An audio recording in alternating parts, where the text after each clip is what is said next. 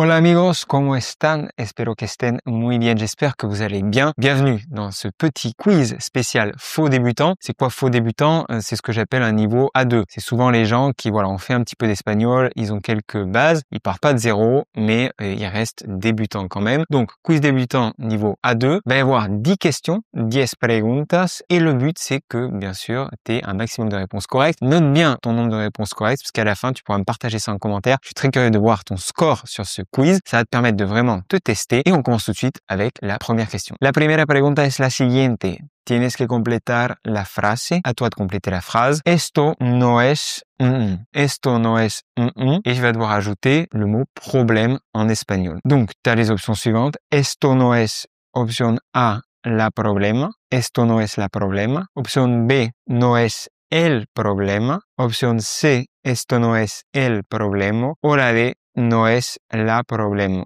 Donc, à toi de choisir l'option correcte. Je t'invite à mettre en pause si tu veux plus de temps, prendre ton temps pour répondre. Moi, je vais donner la bonne réponse, mais vraiment, tu mets juste en pause, tu réfléchis et tu remets play si tu veux participer tranquillement.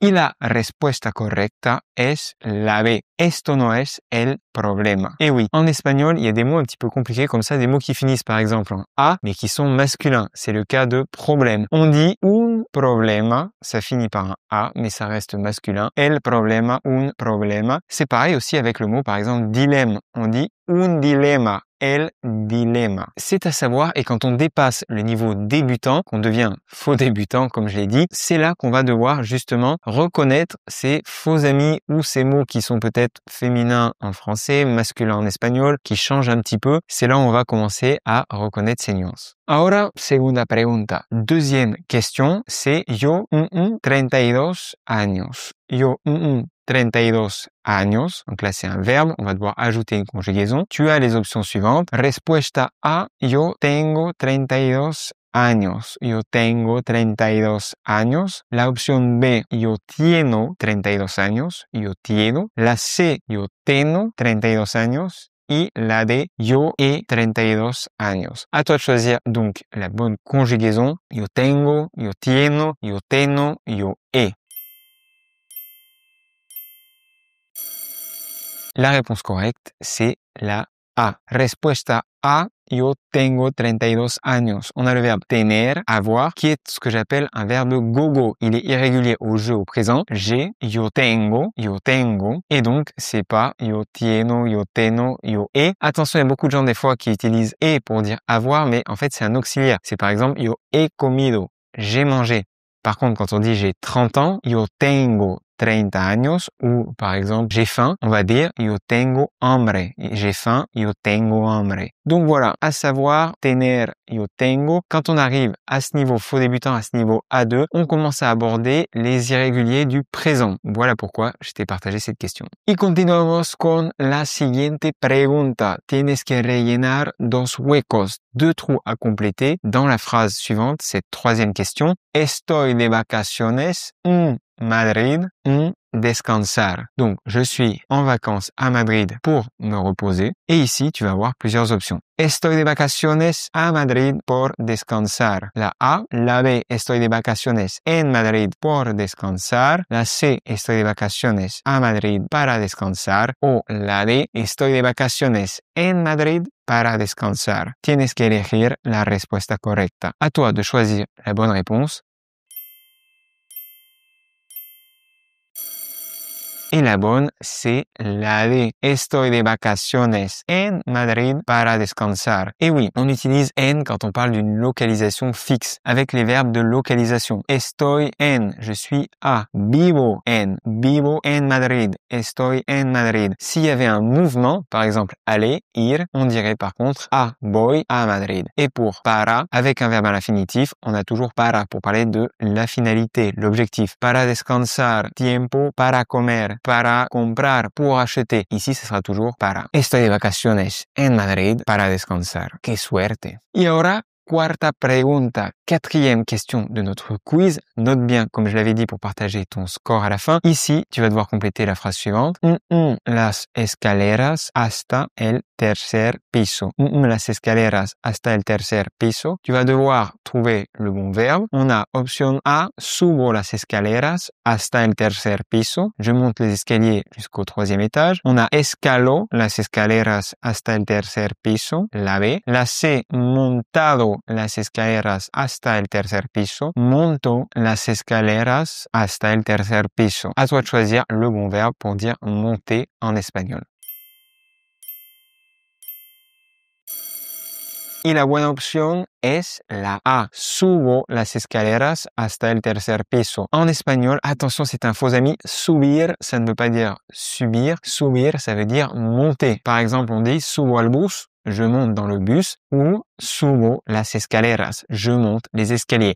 Et oui, on commence à appréhender les faux amis, les verbes faux amis au niveau A2 quand on est faux débutant. Luego, quinta pregunta, 5e question, j'espère que tu suis toujours. Juste avant, je voulais dire que si jamais tu veux apprendre l'espagnol en autodidacte depuis chez toi, il y a une petite formation 100% gratuite qui s'appelle l'espagnol tranquille à la maison qui pourrait énormément t'aider. C'est une formation durant laquelle pendant 5 jours, je te partage 5 vidéos sur les piliers de l'apprentissage de l'espagnol, tout ce dont tu as besoin pour progresser, te débloquer à l'oral, apprendre, tu auras des conseils précieux et les meilleures ressources que tu peux utiliser pour vraiment parler espagnol. Si ça t'intéresse, le lien sera en description. Tu pourras juste cliquer, entrer ton prénom, ton email et tu recevras tout dans ta boîte. Si tu veux, tu peux mettre en pause rapidement, juste cliquer sur le lien, entrer ton email, prendre la formation, elle est gratuite et ensuite tu peux revenir directement à la question 5. Quinta pregunta entonces, tienes también que rellenar el hueco. Hay más de personas en el estadio.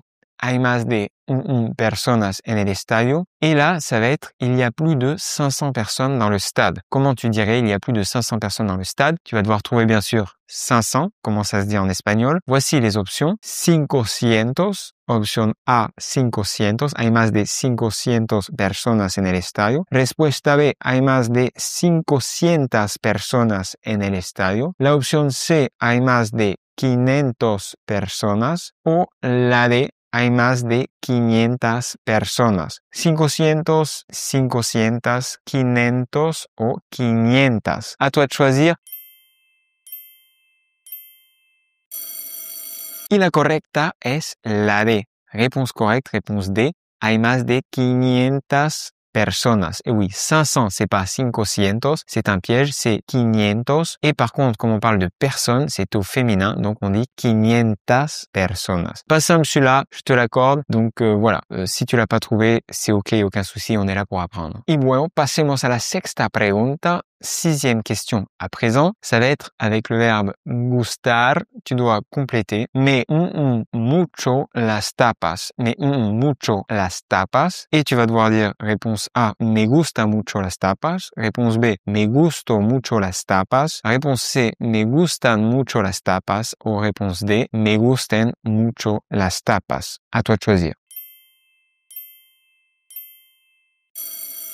Et ça va être réponse C, me gustan mucho las tapas. Et oui, le verbe gustar, il ne se conjugue pas comme les autres verbes. En fait, il va y avoir 2 formes pour conjuguer gustar. Me gusta, me gustan. Et ce qui va déterminer cette conjugaison, c'est ce qui vient après. En fait, ça revient à dire en français, ceci, cela me plaît. Donc, si on dit par exemple, ce chien me plaît, on peut dire me gusta este perro. Et si on dit j'aime les tapas me plaisent, ça va être me gustan, parce que c'est me plaisent, c'est au pluriel. Donc, me gustan las tapas. Si la suite est au pluriel, on utilisera me gustan. Et si on dit j'aime et que c'est une seule chose, c'est singulier, on dit me gusta. Donc, me gustan las tapas. Séptima pregunta ahora, 7e question. À présent, on reste dans les conjugaisons, mais cette fois-ci, on va voir si tu maîtrises le futur. Quand on est faux débutant, on s'intéresse à 2 temps en particulier, le présent et le futur. C'est 2 temps qui sont relativement simples, mais il y a quand même pas mal de verbes irréguliers, hein, donc pas si facile. Et donc, la question, ça va être, peux-tu compléter la phrase Mañana Sara una bici con el verbo comprar. Mañana Sara una bici. Donc demain Sarah achètera un vélo. Una bici, c'est la version courte de una bicicleta. Donc ça s'utilise très souvent par les natifs. Una bici en vez de una bicicleta. Y tienes las siguientes opciones. Voici les options.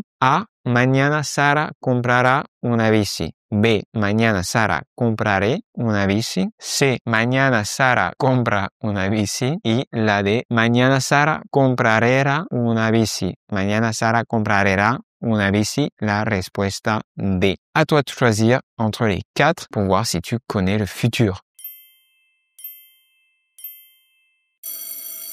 Y la opción correcta es la A. Mañana Sara comprará una bici. Au futur, on va dire comprará. Et c'est assez facile de conjuguer au futur en espagnol parce que tu prends le verbe à l'infinitif et t'ajoutes et, has, a, hemos, etc. Par exemple, avec le verbe comprar, ça va donner comprar, yo compraré, tú comprarás, él, ella, usted comprará, nosotros compraremos, vosotros compraréis, ellos, ellas, ustedes comprarán.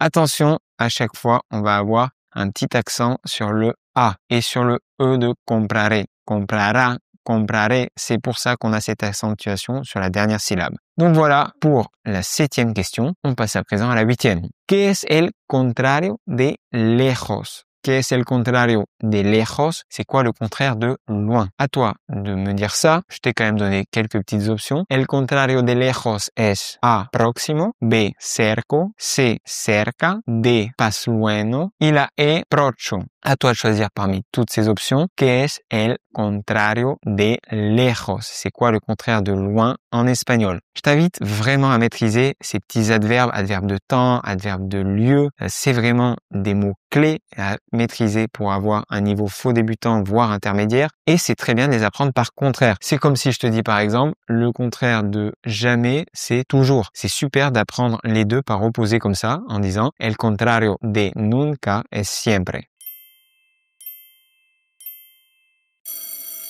Bon, pour en revenir à notre question, el contrario de lejos en espagnol es cerca. Está lejos, está cerca. Donc, on a cerca qui veut dire près. C'est près, c'est le contraire de loin. Comme je l'ai dit, cette technique des contraires, tu peux vraiment l'utiliser pour apprendre du vocabulaire en faisant des petites phrases pour bien les retenir. El contrario de lejos es cerca, el contrario de calor es frío, el contrario de nunca es siempre.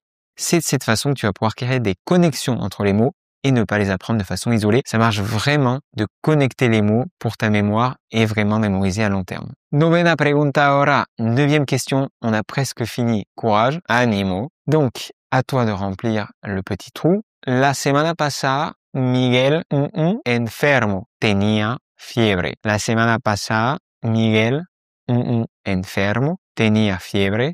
La semaine dernière, Miguel était malade, il avait de la fièvre. À toi de me traduire ça et on peut dire que l'imparfait, c'est le premier temps du passé qu'on peut apprendre avec le passé composé aussi, mais c'est des temps qui sont assez abordables, qui sont relativement faciles par rapport au passé simple, hein, bien sûr. Donc, on a comme option, la semana pasada Miguel era enfermo, la semana pasada Miguel estaba enfermo, la semana pasada Miguel eraba enfermo o la semana pasada Miguel estará enfermo. À toi de choisir parmi ces 4 options. Y la opción correcta es la B. La semana pasada, Miguel estaba enfermo. Donc ici, on utilise estar parce que c'est un état passager. Estar enfermo, être malade. Estar cansado, être fatigué. État passager, estar. Et estar, ça se finit en aba à l'imparfait. Les verbes en ar finissent en aba. Estar, estaba, comprar, compraba, hablar, hablaba. Donc voilà, ici, on a bien estaba enfermo. Et sache que quand tu arrives à un niveau faux débutant, tu dois commencer à appréhender un petit peu l'imparfait. Honnêtement, c'est pas le temps le plus compliqué. Tu as vraiment 2 types de conjugaison, en ia, tenía, hacía ou en aba. Il est assez facile à reconnaître. Oh si, quand même. Y terminamos con la 10ª pregunta. 10e question. Note bien parce que j'ai vraiment envie de savoir ton score final dans les commentaires. Donc, tu vas compléter cette dernière petite phrase. Yo, una carta a mi abuela. Yo, una carta a mi abuela. Y las opciones son las siguientes. Yo he escrito una carta a mi abuela. Yo he escrito una carta a mi abuela. Yo habe escrito una carta a mi abuela. O yo tengo escrito una carta a mi abuela. 4 options, à toi de choisir la bonne. Dernier round et ensuite tu pourras partager ton score. On a comme bonne réponse pour cette question, yo he escrito. Respuesta B, yo he escrito una carta a mi abuela. Un peu difficile parce que c'est un verbe irrégulier. Et escrito, j'ai écrit. On est sur du passé composé. C'est quelque chose à connaître. C'est un petit peu plus difficile, honnêtement. C'est pour ça que je l'ai mise à la fin. Et sache donc à présent qu'on a terminé que tu peux mettre ton score en commentaire. Si tu as 8 ou plus, si tu as 8 bonnes réponses ou plus, on peut estimer que tu as au moins un niveau faux débutant. Donc voilà, partage-moi ça, je suis très curieux de savoir. Si tu aimes ce genre de format quiz, tu peux mettre un j'aime, puedes darle me gusta al video, nos ayuda muchísimo. Ça nous aide énormément si tu mets juste un petit j'aime. C'est un petit geste, mais pour nous, ça veut dire beaucoup. Tu peux t'abonner bien sûr pour ne manquer aucun des futurs quiz et des nouvelles vidéos. Et pour rappel, vraiment, si tu veux apprendre l'espagnol en autodidacte depuis chez toi, que tu vas avoir des conseils et les meilleures ressources, tu peux suivre la petite formation de 5 jours l'espagnol tranquille à la maison. 5 jours, tu reçois 5 vidéos dans ta boîte avec les piliers de l'apprentissage et des ressources précieuses adaptées à ton niveau, que tu sois débutant complet, faux débutant, intermédiaire, avancé. Je vais te partager vraiment les meilleures ressources.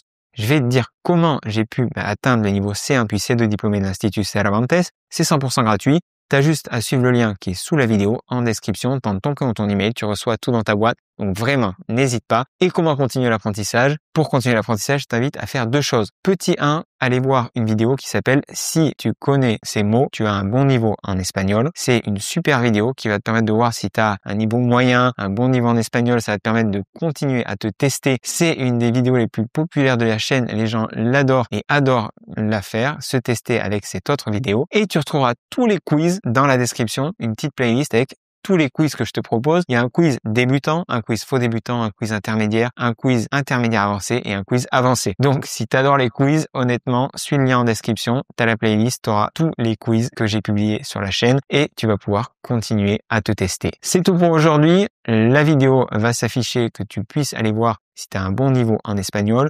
La formation gratuite aussi. Et je vais dire hasta la próxima, amigo mío, y pura vida.